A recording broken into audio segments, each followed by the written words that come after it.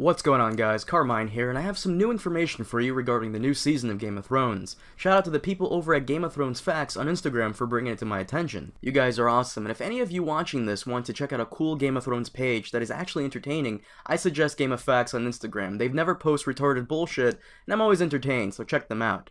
But on to this new information. It turns out that we may be getting a climactic battle between the Bastards of the North after all. A new post from Watchers on the Wall say that I have sources behind the scenes to confirm many crazy things going on for the filming of Season 6. One of them being a large-scale battle that'll surely come in the dreaded Episode 9. The large battle will consist of Jon Snow, the Wildlings, and several northern houses. In this leaked photo, you can see many extras gearing up for a shot, and you can definitely see the house sigils of several of them. I'll admit this now, I kind of wanted Jon Snow to stay dead because I've wanted to see how the story can progress without him, but I'm also excited to see him fight Ramsay. I see Jon and Ramsay as the GOT version of Batman and the Joker, so this should be pretty cool. Now, the article also says that Sansa was spotted on set as well, and that Ramsay will be burning several known characters in that typical Bolton style of torture during the battle. Let me just say that it's been rumored that Theon escaped from Winterfell and will be appearing in the Iron Islands this coming season. If he's not in Ireland for filming the northern battle scenes, then I assume he manages to get Sansa to a safe location, probably where Rickon is, and is banished.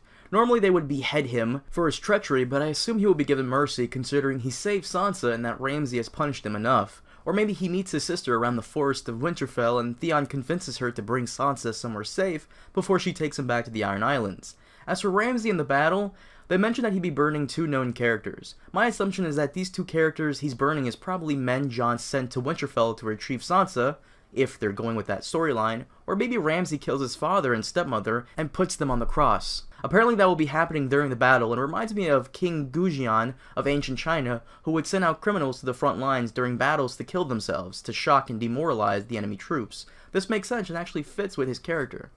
But I have to wonder, Ramsay doesn't normally burn people as a form of torture. He prefers to flay them and display their bodies, so it's possible that Ramsay maybe teams up with Melisandre? Because she has said that she's seen herself walk along the battlements of Winterfell when talking to Stannis last season. So maybe she teams up with Ramsay?